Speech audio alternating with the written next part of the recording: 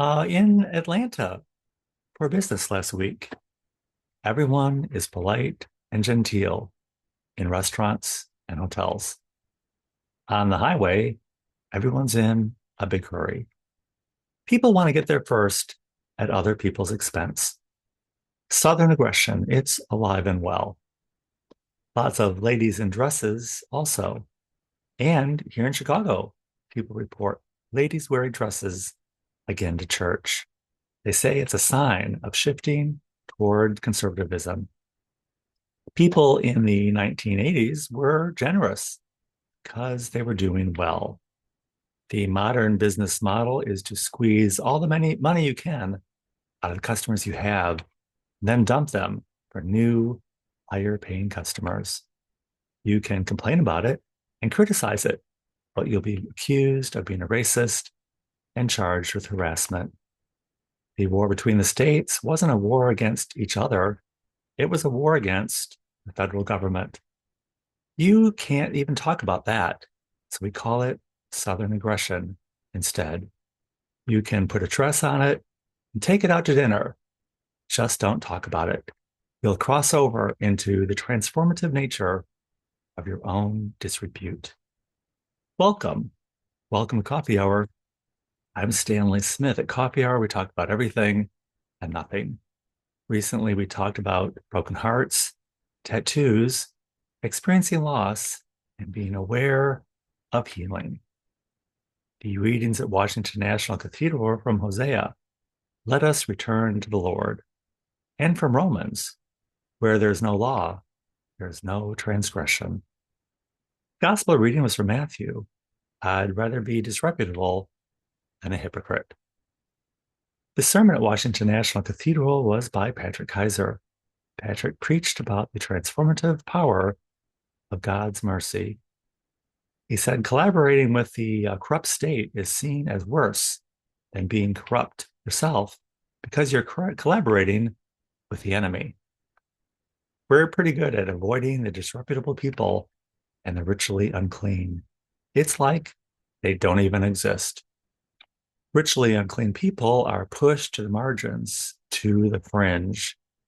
Grace is given freely, not earned or deserved. Avoiding people mired in sickness is not the same as helping them. Over scrupulous observance of the law serves no purpose. Christ says, follow me. Follow the example of those who have followed me, and you will experience the power of the name of God, which is mercy. God requires mercy, not sacrifice. It's the possibility of a changed life instead of the validation that you're a good person. Practice forgiving those who annoy you. Try to understand those you vehemently disagree with, and see the people you have nothing in common with. Christ is for sinners, not for the righteous. The sermon at St. James Cathedral was by Matthew Berryman. Matthew preached about the redemptive nature of our own disrepute.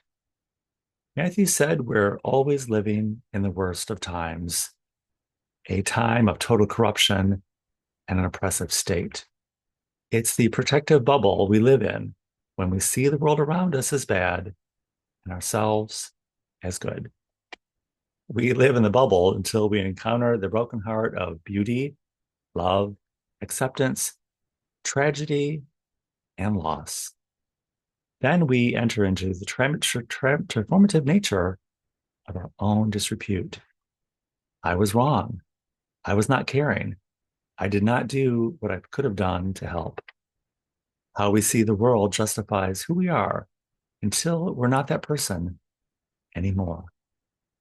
Matthew said we're not alone in the world. God is with us when we hear the voice. We hear the voice that's beyond the facts, beyond logic, or listening to the CDC. We hear the voice and we follow it. Some people think it's dumb to be a person of faith, and to the world, it might be dumb. Are we following God's narrative or the narrative of the world? We're not alone. Step out of the bubble of your own righteousness and into the transformative nature of your own disrepute. While in Atlanta, I checked in with Peachtree Presbyterian. Peachtree Presbyterian is the largest Presbyterian congregation in the nation. The clergy never encouraged me to visit there because it was on the more conservative side of Christian theology. My friend Nancy always says that Chicago is a very conservative town with the window dressing of liberalism. It's the worst combination. The message at Peachtree was that it's hard to find people to be nice to in our times because everyone is in such a big hurry. Look for the slow down people, the people in need, people on the fringe, beyond the coffee hour scene. You can see them, and you can experience people experiencing pain, loss, and suffering, and also those experiencing great joy and beauty in their lives with no one to share it with. Peachtree Presbyterian is located in a fabulously wealthy enclave just north of downtown Atlanta. The character of Max in the Sound of Music film and play said, I love wealthy people because I love the way I live when I'm around them. The story of The Sound of Music can be seen as a story of Baroness von Schrader. She was looking for love too. And in the reading of the play Gut at the Museum of Surgical Science a couple of years back here in Chicago, it was a story of adventure and discovery for men in the 1800s. But for the women, it was another story.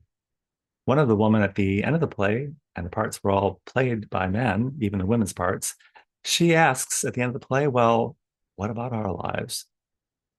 No one wants to be in the company of the disreputable, but sometimes it's the best company to be in if you want to step out of the culture of abuse, power, and control. Leave it for session and the church lawyer to do that good work, and we can all move on with our lives. At Holy Name Cathedral here in Chicago, their slogan is a world in communion with Christ. They have a new initiative to be a greater presence here in the city, bringing everyone into community and communion together. It doesn't mean we all agree. We're not here to fight amongst ourselves, but to enter into the peace of Christ together. We can all slow down on the highway, see each other, and hear God's voice, not in the narrative of the world, but in the peace and love of beauty, goodness, and mercy. If you would like to join us at coffee hour, I will include my email in the description of this video. Be happy to send you an invitation. I look forward to seeing you very, very soon.